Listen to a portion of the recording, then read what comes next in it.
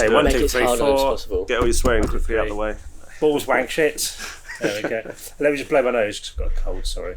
Yeah, no worries. I did do a lateral flow. Not that you can catch it through this anyway, you won't care. But I did do one this morning. I don't seem to have COVID, yeah. When you sent some new tissues, I think, as well. That looks like the most battered tissue I've ever seen. Yeah, I've not planned this well. It's just toilet roll as well, it's not even proper tissue. It's not very well planned. I don't think I've ever bought normal tissue apart from toilet roll. When I'm ill, you get those man-sized tissues. Yeah, have you ever had like Kleenex Balsam? No, they're unreal. They've got like a balm on them. Oh, unreal. Just next time you're ill, give it a go. Yeah, it's the only benefit of being ill is you get to treat yourself to some Kleenex Balsam. Yeah, just try it once and then drop us a message and thank me. I'll never look back. Yeah. Right. We're in woke culture. When a man-sized tissue is going to get cancelled? I think they already have. I think it already happened, mate. It happened a few weeks ago, years ago, actually. They're too big anyway. They're like, no one's got a nose that big, not even me. But is it for multi-use though? Is it like the whole point you're supposed to get like 48, 50 uses out of the tissue? You can fold it to 10 parts. That's what happened to Robbie's last issue. That's why that was it. Is what it is. Get you some man-sized tissues. Yeah, I'm just going to keep it as this. We've got Robbie Knox with us today. Some of our audience will know, if you're British specifically, Robbie Knox was quite well known on Soccer AM. Obviously went on to do lots of other different shows and bits and bobs like that. God, I hate this part when you have to just blow the guest off.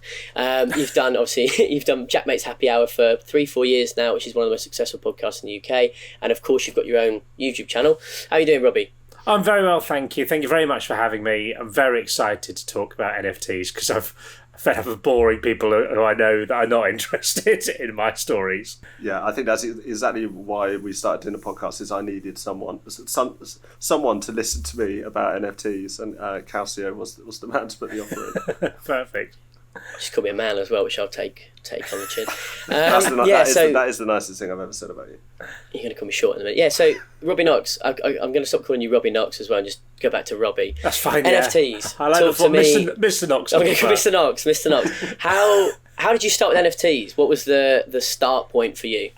First time I was aware, I think I was aware vaguely. I think I'd seen like the odd little story of something like someone sold a tweet or something like that. One of those sort of things that you get in newspapers. But the first time I really learned about it was through Gary Vaynerchuk and someone I listened to a lot of his content and trust quite a lot. And then when he was saying like, I've got an NFT thing coming on, I can't remember if he said that. Have some money ready, and like it was quite a lot of money for something that you don't really understand. I don't think there's anyone else that I would have gone okay, because I think I can't remember what it was. I think it was like I bought the first thing I bought was a reliable wrap from his V Friends that was just like a touch over half an ETH, which I think at the time was around, so an ETH was about £3,000, so around £1,500. But I bought the ETH a bit earlier, so it's really only 1,000. This is what I told my wife anyway. So that was the first thing I bought and got me into it. And first of all, I was like, I'm not quite sure what this is. And then once I got into it a bit, I was like, yeah, no, I 100% get this, and this is the most exciting thing ever. Yeah, it's the Gary Vee thing's always funny. What did you do did you want to print it out and put it on your fridge? Because I kind of feel like the V Friends, that is maybe where they're meant to be. I don't know. I haven't, because I mean they're not. They're not. I mean, here we go. You know what we're saying, but they're not. It's not high end art. It's a little fridge of a wrap. It's not Fidenza. I prefer it's like this because then people say to people, I bought I paid £1,000 for this, and you get more of a reaction. They go, sorry, what, mate? Yeah. And now, how much is it worth? What's the estimate? Do you know what? I've not checked, but you're looking at least $50,000 plus at least, which is pretty nice. Yeah, so that's just better for the story, isn't it? Because you can be like, hey, I spent £1,000 on this, and the wife's like, what the hell are you doing? That's ridiculous. How have you spent that much money on that? And then they're like, well, it is worth $50,000 now. They're like, okay, he's actually a bloody genius. Yeah, and I so nearly bought a second one as well, and I basically left it too late in the auction, missed out. So that was my first entry to it, and just come from there. It kind of shows the power of Gary Vee, though, doesn't it? He kind of like, he just mentioned in one of his videos, right, everyone get your money ready. I'm going to drop something. And everyone's like, yeah, sure. Remortgage the house, sell the car, remove a kidney. I think it was the fact that he'd never really asked for anything. From anyone before. It wasn't the long con. It's not like he's selling. Yeah, exactly. Yeah, if he is trying to rip us off, he's got a really, really thorough way about it. He obviously deserves it. But it's like he's not someone who is going, buy this course, do this, do that sort of thing like that. And was very much saying this is a way for people who've supported me early on to get involved in something and get sort of lifelong benefit from it. So that was what I was like. Yeah, that's enough for me. I've watched Gary for ages as well, because I started with his basic reselling stuff where he'd just go and do his trash talks and then scale my business based on that. So I was pretty addicted to his content as well. But at the time I was so engrossed in collectibles, I didn't do what you did, which was go, I'm going to go listen to him properly. But I think you're exactly right. He's just been a bloke about stuff. He's just been really honest. He's never shilled anything. Whereas I think a lot of creators are quite focused on trying to push hundreds and hundreds of thousands of different projects at you. Have you told anyone how much you reckon your NFTs are worth, though? Have you kind of had that chat? Yeah, with close friends I have, when I've sort of, because I don't want to push anyone to get involved in things, but I want to when the milkman comes. Yeah, no, just generally, I'm not just out there. Sort of thing. Yeah. But I mean, but the thing is, it does fluctuate massively, and because the bulk of it is the one thing. There was like the V-friend floor at one point was up to 24 ETH at one point, and then dropped right back down or something. So I'll tell them when it's got you will not believe what that rat is, but then I won't mention it the next week when it's halved in value sort of thing. So it always comes out after 4 pints. That is the margin. So suddenly 3 pints. No one's heard anything about NFTs. Yeah. 4 pints is, let me tell you about my little rat. Let me show you my rat. So yeah, the reason I picked the rubber rat is because my wife and I would always joke about rats, because when we were going away on a holiday once, when we'd first met once, there was a sign that said, if you want, you can have documents translated into your language. So I said to my wife, do you want me to go and ask them if they've got it in rat for you? So it was quite fun. So we've always talked about it ever since. So when this came out, that's the one to get. Nice. Does she know you've got your rat then? You've shown her your rat? Yeah, I've shown her. She's seen my rat. Been married for years. So yeah, no, she's aware of it. She's not massively interested. She's the fact that it's gone up in value makes it hard for her to object too much pissed off, to it. That's always helpful. As long as you didn't buy it when it was 24 ETH, that would be the more. Then you can't tell anyone. You got to just keep real quiet about it. Head down. You have to hide that in your wallet. Yeah. Have you had any conversations yet with anyone who's just been like, before you've gotten to sort of saying, yeah, but it's now worth a lot more than I spent, and they've just looked at you where they're just completely blank and they really can't understand it? Yeah, most of them. Come on, sure. Yeah, a lot of people don't get it, but then sometimes they will get it a bit later on, sort of thing. And I understand, because I as I say, I didn't get it at first, and people are sort of, I think people focus too much on it being the art rather than the token. Yes. I think, and people would say, and I say it's not really about what the picture is a lot of the time. So I mean, some cases it is. Definitely with V-Friends, it's you wouldn't focus on the art, right? You wouldn't make it's what comes with the ownership rather than the ownership itself. Because you're going to go to V-Friends, which I need to finally pick my V-Friend up and go. Have you thought about that? Because the way I describe it, you're not an NFT guy. You're a guy that does NFTs, if that makes sense. Yeah. So when you're looking at going to V-Friends, have you thought much about why you're going? Is it just to VCon now? Yeah. I want to go for a number of reasons, and hopefully Omicron will allow it to happen. But yeah, I mean, I think it'll be an incredible experience. I think I'll learn a lot there. I managed to get my friend Mike to buy one as well, although he bought it not at the start. Solid he's paid onboarding. a lot more than me. So he'll be around as well. So there's a couple of us I think will probably go over. I've never been to Minneapolis. I think it's nice to go to a place. It's an opportunity to make YouTube content as well. So it's sort of a work trip. So there's Is that how you justified it to the wife? We're not brought that up yet. I don't think she listens to this, but we'll see. We'll raise that like in sort of March time, I think. It's a work trip. But yeah, I think that is the sort of the general vibe of it, is to try and go out there, do a bit of content stuff, do a bit of learning, and just sort of make people have fun. Do you want to do, because the first time I actually reached out to you, I thought like, it was when I first started probably looking at NFTs, I was like, there's definitely an opportunity to do something here. And you mentioned really briefly that you'd thought about your own range. Did you do the thing that I think most people do, which is go, there's actually a lot more work to this? Or is it something you're still looking to try and do eventually? No, it's something. So so I've got a brewery called Binde Brewing Company that my friend Mike and I run. That is the idea is it's a sort of YouTube brewery. So we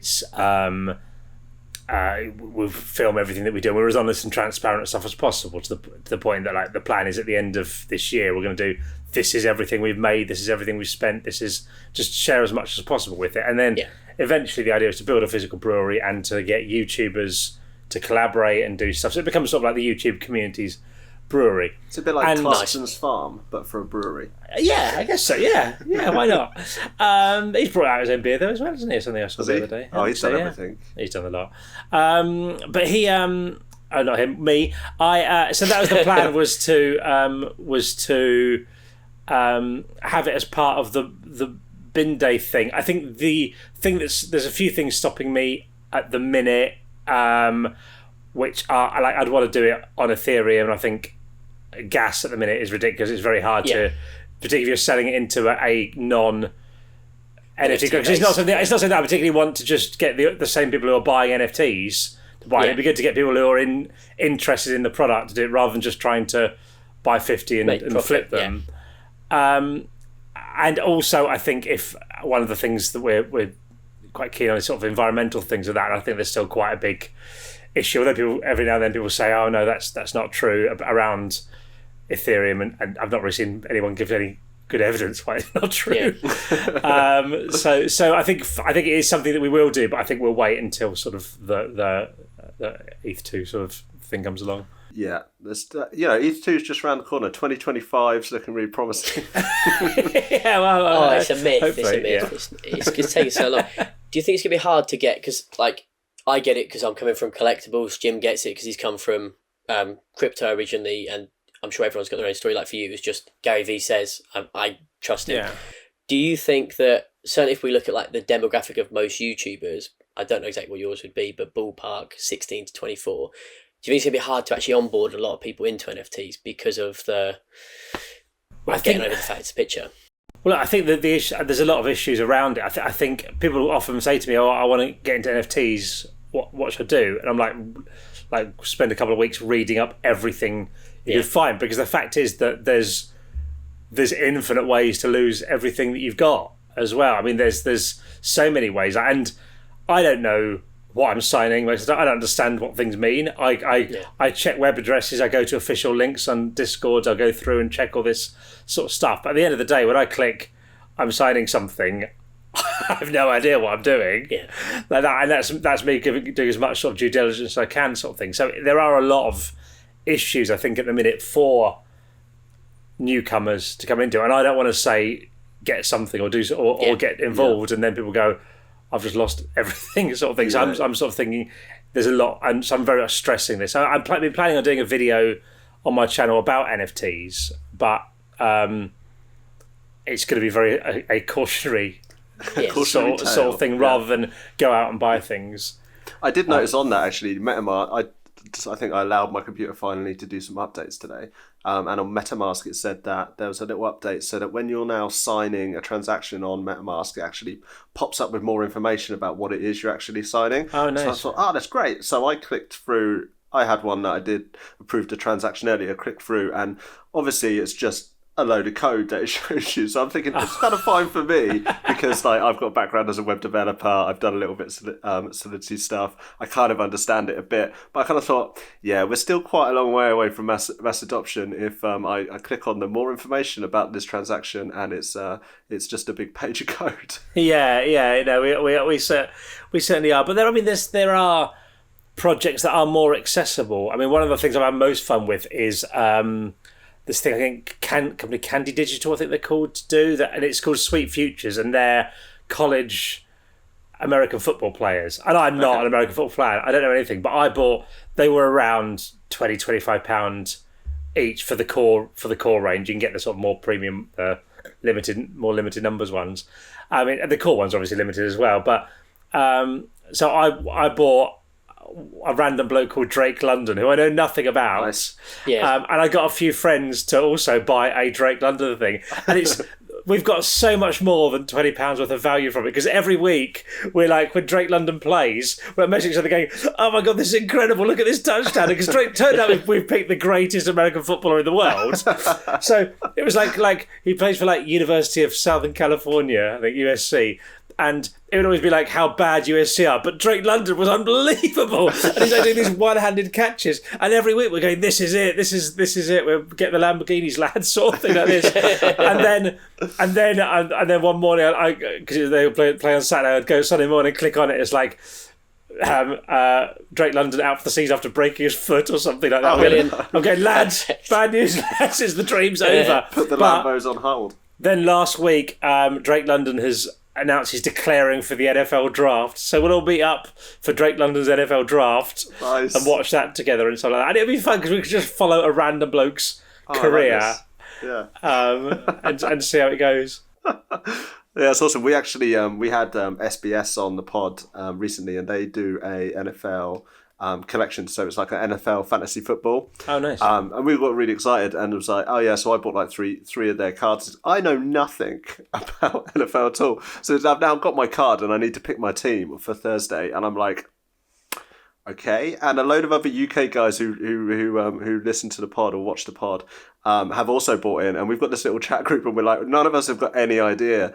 One of the guys has ended up outsourcing to one of the interns at his job to research all of his players and put him on a list, and now he's got a queue of like 10 of us that are all kind of sending them to him and just paying him to go through our cards and work out who the hell's who. I'm in some kind of American football fantasy football league thing for the brewing industry that mates that go get involved, it'd be fun and all this, and it's not fun for me because I don't know what's happening, and it's just like something I have to do every week, and then they said let's bring in a rule where you get where you have to down, if you can't get the lowest score you have to like down a beer. I said the video, I'm like, I can't say, this isn't fun. I don't know what I'm doing. I don't know who these people are. I've never heard of any of the players in my team.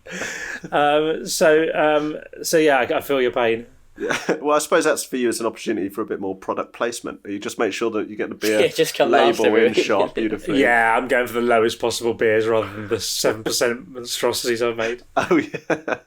You've got so much range though, because like we've seen so many different NFT projects want to get involved with their own brewery almost and have a partnership. It's true. Like for example, if not that we've got something specifically working on, of course, but I'd always thought logically it would make sense to have that brand alignment. You could do so many interesting things, but how have you actually found the brewery? It's not NFT related, but how have you found the brewery stuff? Because I know it was something you always wanted to do, and then you've it's something I've sort of got involved in, and we're sort of just taking it a sort of step at a time. I find it really good. It's very like the YouTube space, and it's very collaborative, and everyone seems to want to work together. People are always working their beers together or meeting up, brewing. I was out in Norway recently brewing a beer. There's a beer we got out of the minute called Shuffleboard that's with a brewery called Lervig there. And there's that sort of attitude of like a rising tide lifts all ships sort of thing. And it's sort of everyone's coming up at the same sort of time or helping each other out, so like that, which is a bit like YouTube, because I come from like a TV background where everyone was very sort of defensive and against each other. I remember at Soccer we used to get... when bands came on the show, we'd ask to play the music video, and they go, "Oh no, you can't play it yet because Zane Lowe wants to play it first." We're like, "What is he, like 6?" and it wouldn't be Zane Lowe; it would be his team would say they want the exclusive first play or something like that. We go, "Why do you care? Like, why does it matter?" And then people they go to us occasionally, go, "You can have the first play this." We go, "Okay, it doesn't matter. It doesn't mean but then they're on the next interview going, "Oh, I'm sorry, but Robbie Knox is demanded. He's demanded on this. Yeah, he's very unhappy if you play it." It's just I think the NFT space when it's at its best is quite similar to that though, in the sense that like we kind of need all of each other to support everyone else, because it's really risky. At the end of the day, you could, even just if you break it down to minting one thing that doesn't work, that's could be $300 just like that. And that's where I'm going to be really interested when, like, for example, Logan Paul, when he launched his eggs. I know you guys bought into a few of those. How are the eggs? Are they doing okay?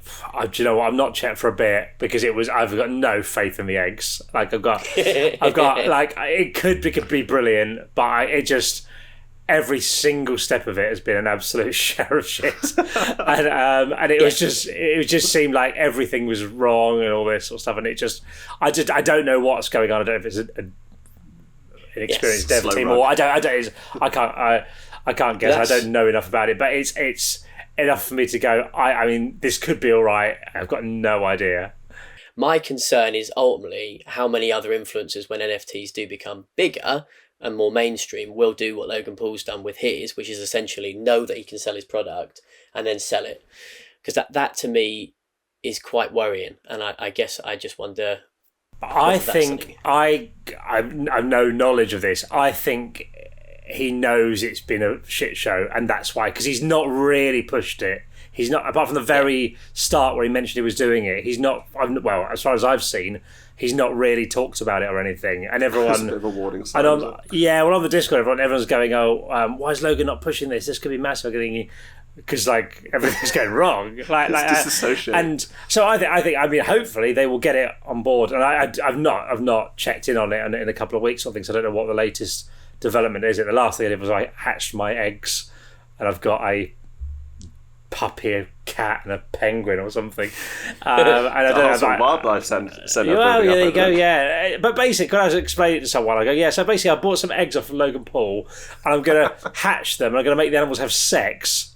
And as I was saying it, I'm going like, what am I doing? This is what Christmas 2021 is going to be all about. Is people that have got into the NFT, because there's been so many people that have come into the NFT space this year, and it's all going to be them at Christmas talking to their nan and trying to explain what an NFT is, and then trying to explain why it's worth sort of 5 figures. Yeah. I think it was what we talked about a lot on the pod, was just like things that we've never said before coming into Crypto Dads, talking about different rare traits of our crypto dads. Sexy dads, and people overhearing the conversation and being kind of like, what the hell are those guys talking about? Yeah, it is weird when you sort of take a step back and go, what is all this sort of thing, yeah. Have you managed to... I know you mentioned you got Mike involved, and I know Jack's bought a few bits and bobs. I know you said you were conscious of not trying to onboard too many people. Have you had anyone that you've spoken to go away and then come back at a later point and be like, do you know what, Robbie, I did do a bit more research and I kind of want to know more? A lot of people have got a huge amount of Gary V's books. Because he did that book token thing like that. So yeah, I'm looking at my boxes here that I've not even opened yet. So I've got quite a few friends who because I did when I first bought the V Friend, before I knew how it was going, I told a lot of people about this, what I'm doing, and then they've all seen what's happened and gone, okay, so then this time round I've got, look, it's a much more accessible price. It's probably worth, with the obvious caveat that it could all go to nothing. It's it might be worth having a little go on this. So I've got a lot of people there, so I'm keen to see how that thing plays out, which imminently. So that's what the most people have got into. I've got a few friends into Drake London's American football career. My friend Mike to buy a V Friend. Jack's bought some of Logan Paul's eggs, and he's bought a Habbo Hotel thing as well, because he loved that when he was a kid. So I bet he still plays it now. Probably. I'm kind of the same. I've always been worried about kind of onboarding people. I don't want to sort of say to a load of my friends, oh yeah, definitely do this, and then they come back to me with like, oh my god, I've just lost 20 grand. But actually, is it worse if they come back to me, like I've been in it for a few months, if they come back like a week later, like, yeah, I made like $4 million, and you're like, what? No, I'd like that. I'd like that more, because I bought stuff that has been within a day being worthless. Sort of thing. Like me too. Yeah. Cyber City Girls Club is the main one for that, if you remember that. It was one of those things where it was like a female it was team, power, and then it power turned, of women movement, yeah. And then it turned out to be just some Russian dude. Like I get how KSI comes in and does really well, because he can just go in and go, I will buy an ape. or something like that. But it's a lot harder if you're coming in with 500 quid because you've got, it's a big gamble. One mistake, a couple of things. Yeah. Yeah, so, that's just for gas fees as well. Yeah. So that's it. So you'll get 1 or 2 NFTs probably for that sort of thing. So I don't know. I think it's not until gas gets sorted out. Ethereum's not going to be something that I think is very practical for most. Have you done much on other chains? Nothing.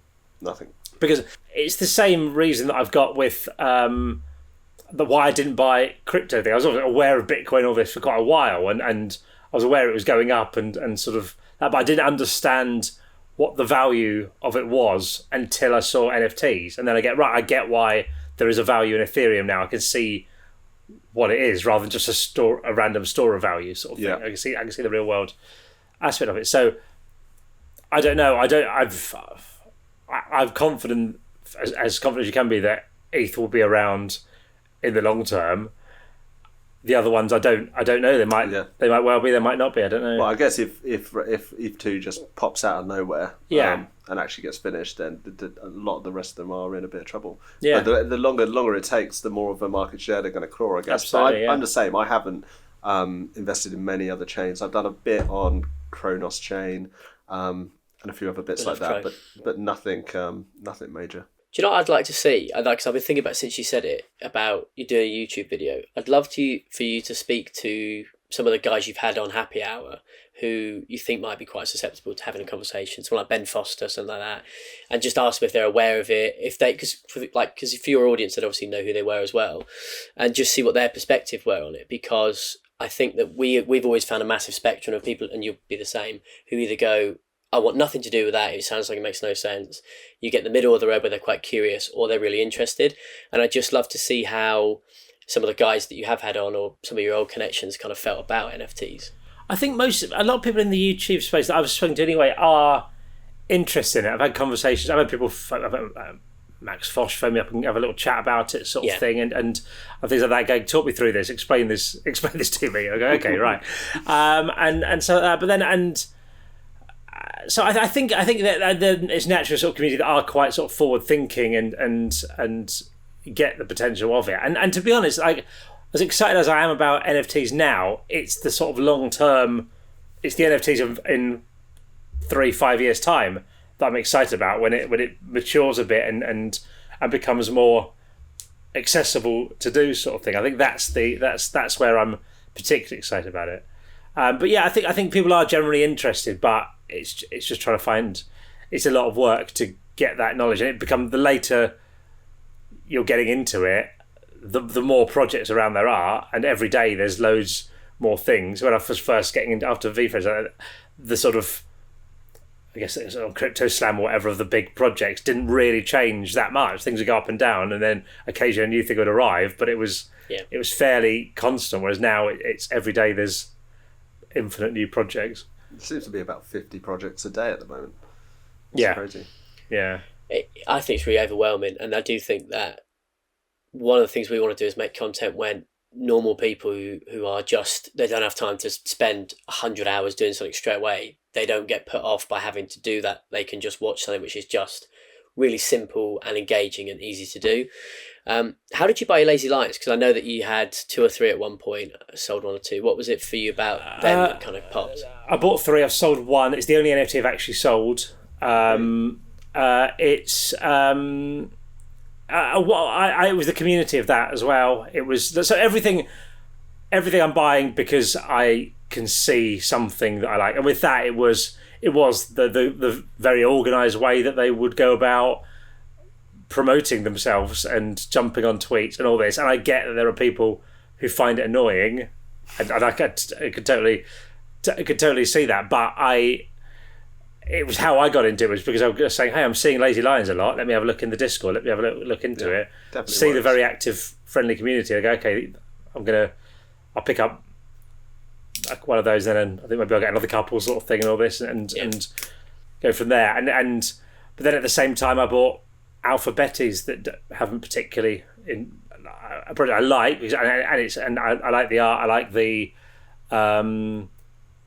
it's raising money for kids charities and things like that, and that's, I quite like the everything behind it, but in terms of value, it's not. It's less than I paid for sort of thing. So cool, it's a bit of a gamble. Boss Beauties, yeah, they're sort of, yeah, it was a good one. They do, yeah. I again, that's something that I look at and go, okay.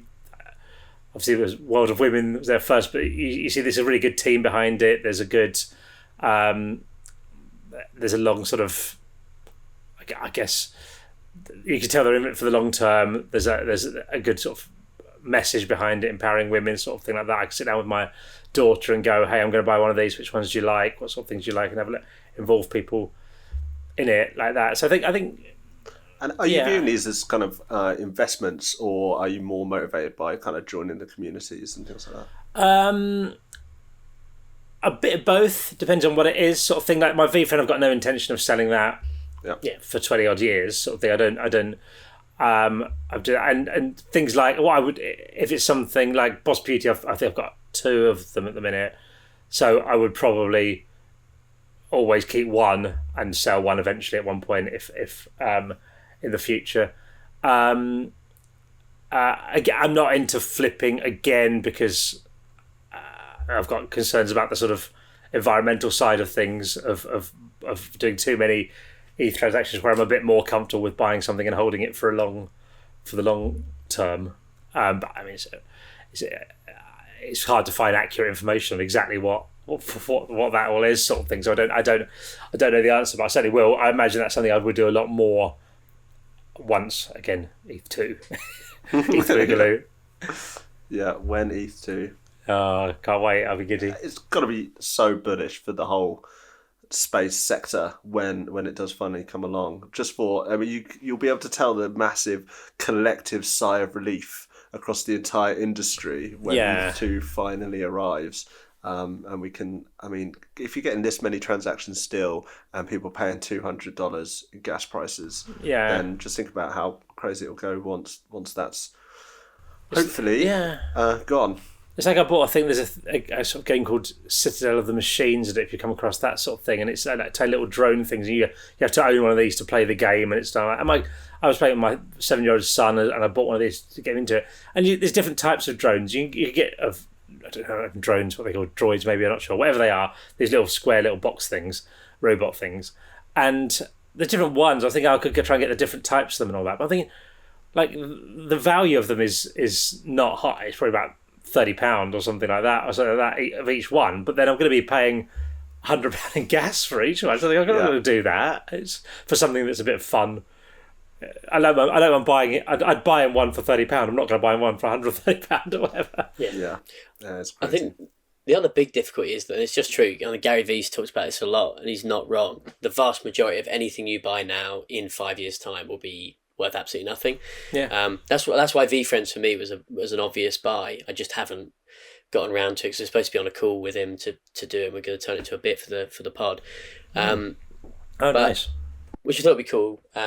But I do worry as well. I keep saying this about what will happen when YouTubers do start getting more into the scene, and whether or not it will make it less attractive for people because they will lose money. Have you had any terrible trades yet? Because I know you're not buying to sell, but have you had anything you've bought that's just gone on its own? Yeah, I mean, the Cyber City Girls Club, as I say, was just died. Alphabet is not done particularly well, but it doesn't bother me massively because it was money's gone to charity sort of thing. I like them. I think they look good sort of thing. I'm not particularly fussed by that. Beyond that, I mean, most things are. I mean, Lions have done very well. I think I bought them for like 0.14 ETH each or something like that. I think they've obviously done well. Nothing's particularly tanked after that. Most things are roughly where they were, sort of thing, to be honest. In 20 years, are we going to have like a really, really weird like Antiques Roadshow or Cash in the Attic? You know, those shows where they go through people's just for the American audience, going through their attics and lofts to try and find old things that are worth money. Are people going to be, oh, and here we have a MetaMask wallet from 2020, and let's have a look what's in here? Oh, yeah, I think there will be an element of that. I think you will go back in the long term, years later. You might go, oh my god, look at that. That's I can't believe you've got a lazy lion, as they all went. They'll disappear off something like that. Because I mean, the only thing I'm really confident will hold its value is the My Fee Friend. I mean, even lazy lions. I mean, I can see them hanging on, but equally, I wouldn't be hugely shocked if they weren't worth much in 3 years, sort of thing. I think it's very hard to see. I think things that have real world value, I think, and that's the thing when you talk about if YouTubers and stuff are going to come into the space and do things. I think it depends if they're just doing, here's a picture of me done by a digital artist. It's like, okay, cool, mate.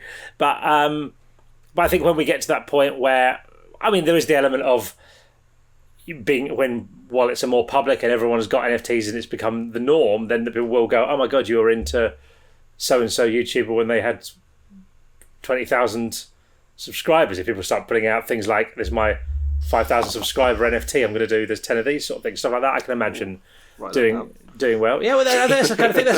I did think, but again, all the sort of gas thing and all that put me up. I did think of doing, I just hit 100,000 subscribers, I could bring up 10 NFTs for 100,000 subscribers. But then again, I'd rather do something that had more value to it. Was with the brewery NFTs, the plan would be to do things like that.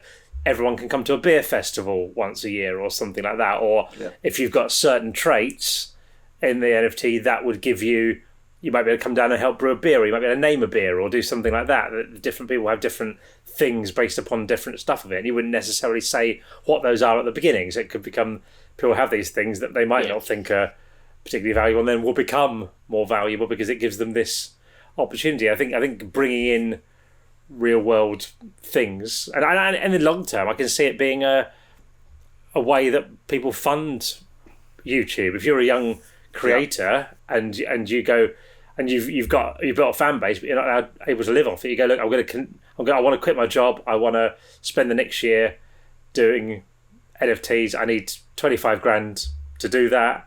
I'm going to release 250 NFTs at whatever the maths is each. Definitely seeing a trend on that, I'd say, at the moment with NFTs, that they are turning more into kind of invest. I mean, obviously, watch out for the SEC here, but they are kind of like a bit like investment, like seed money, because basically they're saying, here's our roadmap, this is what we want to do. If we sell out, this is what we are going to do.